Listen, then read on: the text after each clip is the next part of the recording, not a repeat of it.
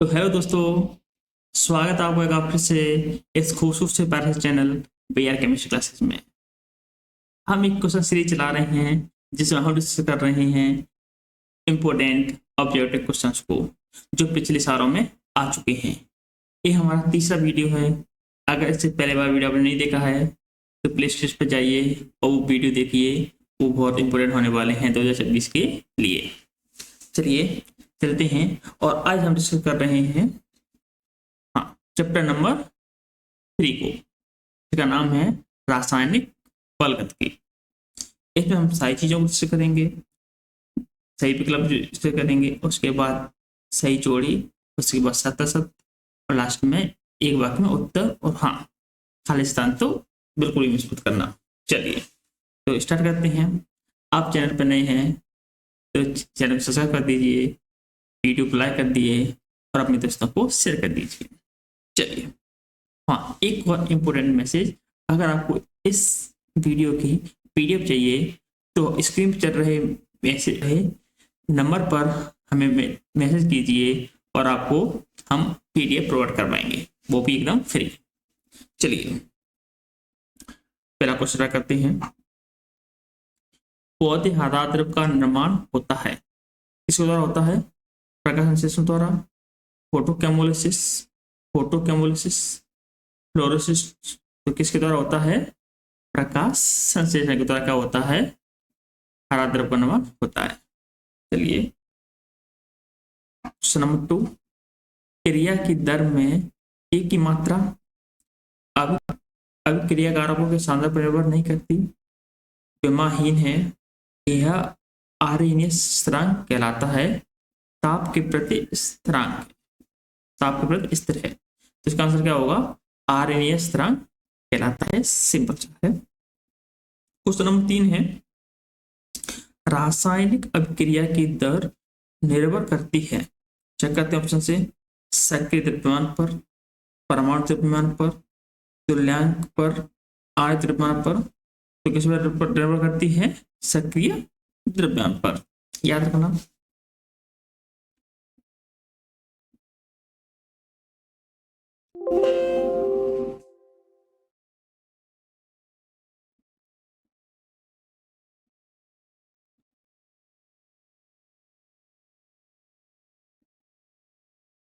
थोड़ी सी गड़बड़ हो गई थी। चलिए क्वेश्चन नंबर 4 स्टार्ट करते हैं। 4 से, कारक जिस पर प्रथम कोट की अभिक्रिया का वेग स्थिरांक निर्भर नहीं करता, कौन सा कारक है वो? सक्रिय ऊर्जा, ताप पर, उत्प्रेरक, क्रिया कारकों सांद्रता पर। तो किस पर निर्भर नहीं करता? क्रिया कारकों की सांद्रता पर। सिंबल था। क्वेश्चन नंबर 5 पे चलते हैं। प्रथम कोट की अभिक्रिया की विशिष्ट दर स्थिरांक किस पर निर्भर करती है? ताप पर, दाब पर, अभिकारकों की सांद्रता पर, उत्पादक के सांद्रण पर या ताप पर। तो किस पर निर्भर करती है?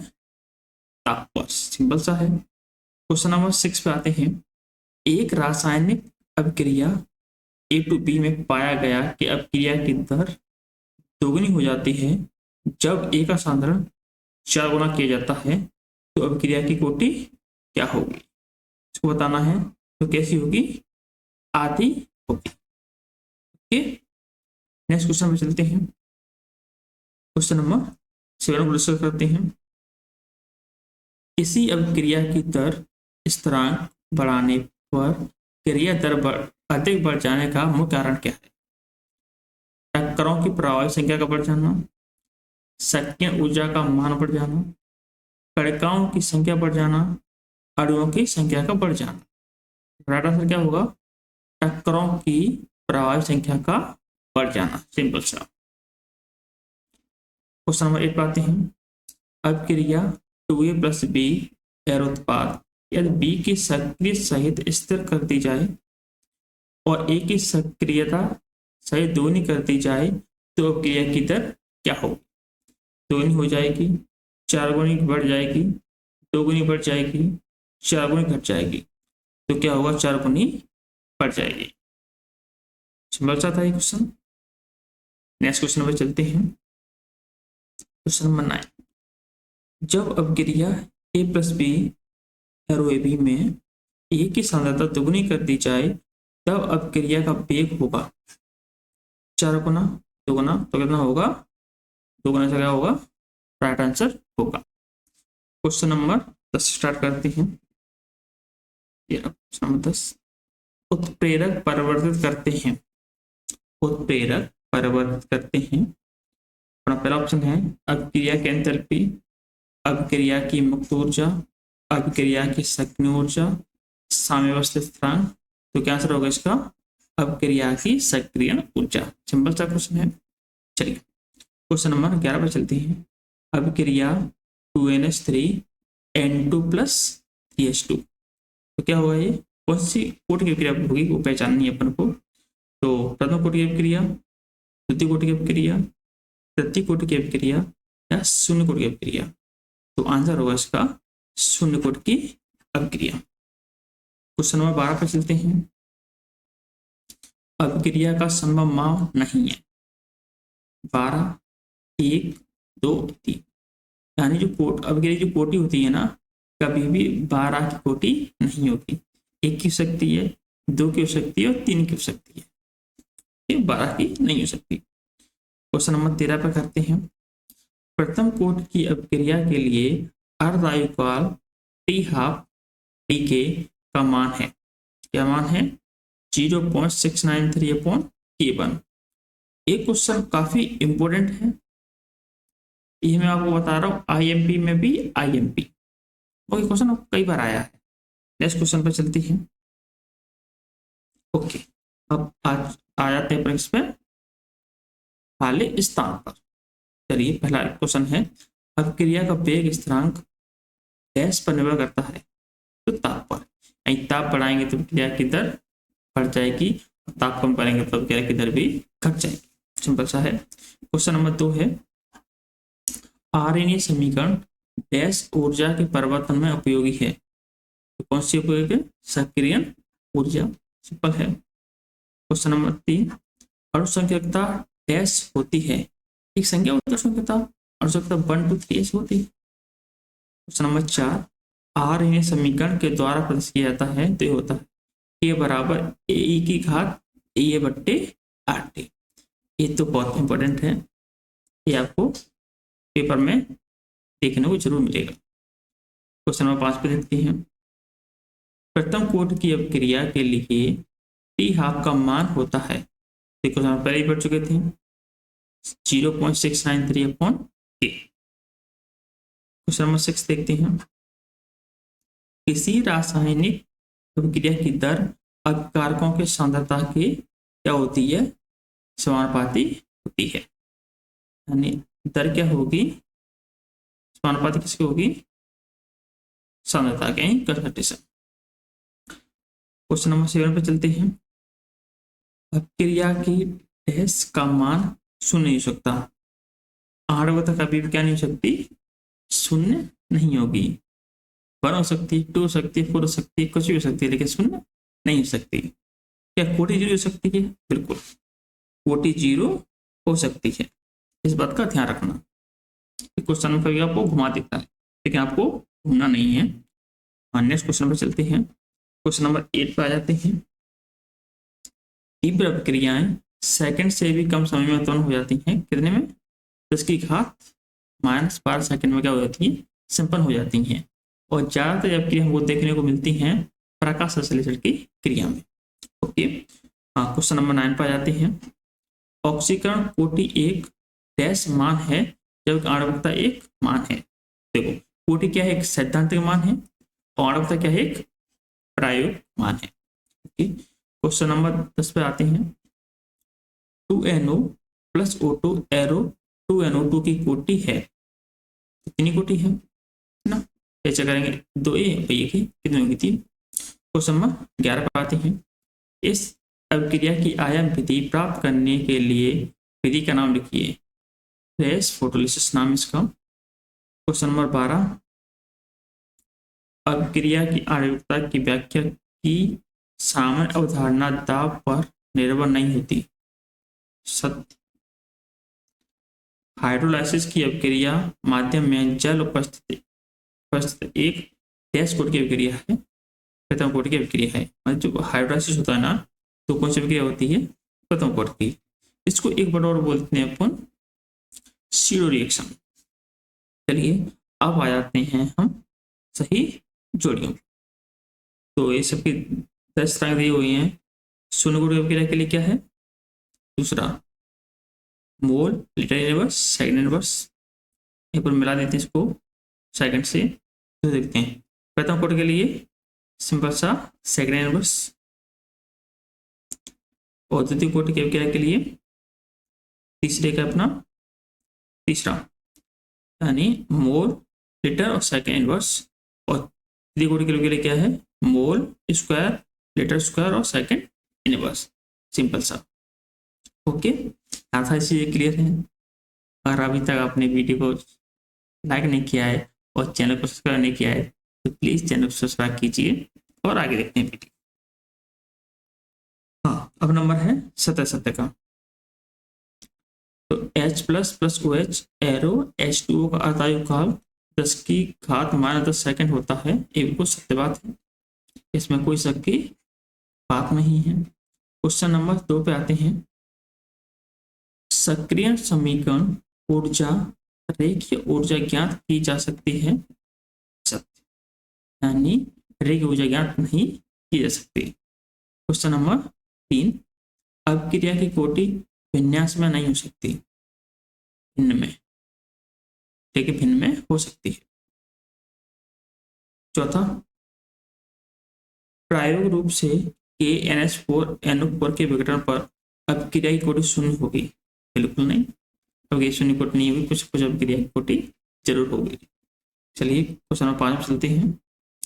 N कोट अभिक्रिया के लिए तरल इकाई mole, litre inverse, second inverse second होती है, सत्य बात है। अभिक्रिया का सबसे कम वेग वाला पद दर निर्धारक पद होता है, बिल्कुल सत्य बात है। जिस अभिक्रिया का वेग कम होगा ना, वो अभिक्रिया की दर को निर्धारित करता है। क्वेश्चन नंबर 7 चलते हैं। आर्हीनीय समीकरण सक्रिय ऊर्जा, दर स्थिरांक और तापमान के बीच मात्रात्मक संबंध बताता है, सत्य। अभिक्रिया का तात्कालिक दर स्थिरांक dx/dt के बराबर होता है, असत्य। कुछ और होता है, ये असत्य है। क्वेश्चन नंबर 9, सक्रिय संकर की ऊर्जा, सक्रिय ऊर्जा तथा क्रियाशीलकों की न्यूनतम ऊर्जा के अंतर को ही सक्रिय ऊर्जा कहते हैं, बिल्कुल एकदम सत्य बात है। यहाँ तक सारी बातें क्लियर हैं, तो नेक्स्ट चलते हैं। हाँ, एक शब्द में उत्तर। ध्यान से देखिएगा, बहुत आते हैं ये क्वेश्चन। रसायन की वह शाखा जिसमें अभिक्रिया दर का अध्ययन करते हैं कहलाती है, रासायनिक गतिकी कहलाती है। क्वेश्चन नंबर 2 है, द्रव्य अनुपाती क्रिया का नियम का प्रतिपादन किसने किया था? गोल्डबर्ग और बागु ने किया था। क्वेश्चन नंबर 3 अपना, इकाई समय में अभिकारक अथवा क्रियाफल अणु में परिवर्तित कहलाता है, अभिक्रिया दर कहलाता है। क्वेश्चन नंबर 4, विकिरण के अवशोषण से उत्पन्न होने वाली क्रियाएं क्या कहलाती हैं? जो प्रकाश प्रस्तुति होती है, क्या बोलते हैं इसको? प्रकाश रासायनिक अभिक्रियाएं। क्वेश्चन नंबर 5 है, सक्रिय ऊर्जा से आप क्या समझते हैं? क्रियाशीलकों को सक्रिय करने हेतु परमाणुओं को टकराने से प्राप्त होने वाली ऊर्जा को अपन क्या बोलते हैं? सक्रिय ऊर्जा। आगे चलते हैं क्वेश्चन नंबर 6 पर। नियम जिसके अनुसार अभिक्रिया दर अभिकारक के सक्रिय द्रव्यमान के समानुपाती होती है, तो क्या कहलाती है? वो द्रव्य अनुपाती क्रिया का नियम कहलाता है। ऐसे ही क्वेश्चन नंबर 96 चलते हैं। अभिक्रिया की दर समीकरण में प्रमुखतः अभिकारक सांद्रता की घातों को क्या कहते हैं? अणुसंख्यकता या फिर आणविकता, इसको अपन कहते हैं। नेक्स्ट क्वेश्चन चलते हैं, क्वेश्चन नंबर 8। अभिकारक अणुओं की संख्या जिसके सांद्रता परिवर्तन से अभिक्रिया की वेग नियंत्रण होती है। क्या कहलाता है वो? आणविकता। क्वेश्चन नंबर 9 है अपना, अभिक्रिया जिसकी दर अभिकारक की सांद्रता पर निर्भर नहीं करती, शून्य कोटि की अभिक्रिया है। क्वेश्चन नंबर 10 पे चलते हैं। अभिक्रिया जिसकी कोटि 1 और आणविकता 2 होती है कहलाती है छद्म या प्रथम कोटि की अभिक्रिया, या फिर इंग्लिश में लोग बोलते हैं सीडो रिएक्शन। नेक्स्ट क्वेश्चन पे चलते हैं। क्वेश्चन नंबर 13, प्रथम कोटि की अभिक्रिया के लिए कोई उदाहरण लिखिए। तो लिखो उदाहरण। प्रथम कोटि की अभिक्रिया के लिए अर्धायु काल टी हाफ बराबर 0.693 अपॉन ए। 3 बार पढ़ चुके हैं। इसका मतलब क्या है पता है? एक क्वेश्चन बहुत ज्यादा इंपॉर्टेंट है, बहुत आता है ये पेपर में। द्वितीय कोटि की अभिक्रिया के लिए कोई उदाहरण लिखिए। तो 2NH3 N2 और 3H2। कोटि की अभिक्रिया के लिए वेग स्थिरांक इकाई है मोल इनवर्स, लीटर और सेकंड इनवर्स।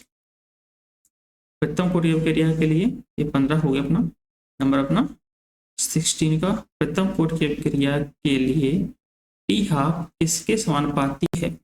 अभिक्रिया की प्रारंभिक सांद्रता के। क्वेश्चन नंबर 17, शून्य कोटि की अभिक्रिया वेग स्थिरांक इकाई कहलाती है mole, litre inverse, second inverse. Question number 18, अभिक्रिया दर की इकाई लिखिए। ये सबके लिए सेम होती है mole, litre inverse, second inverse. Question number 19 है आर्हेनियस समीकरण क्या होता है?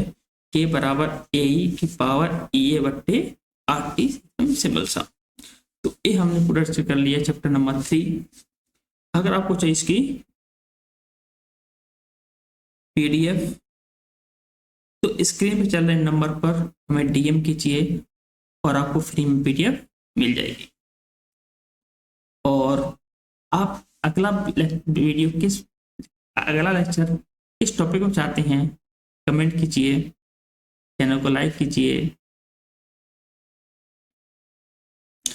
और लाइक कीजिए, कमेंट कीजिए, चैनल को सब्सक्राइब कीजिए और अपने दोस्तों को शेयर कीजिए। मिलते हैं नेक्स्ट वीडियो में, तब तक गुड बाय।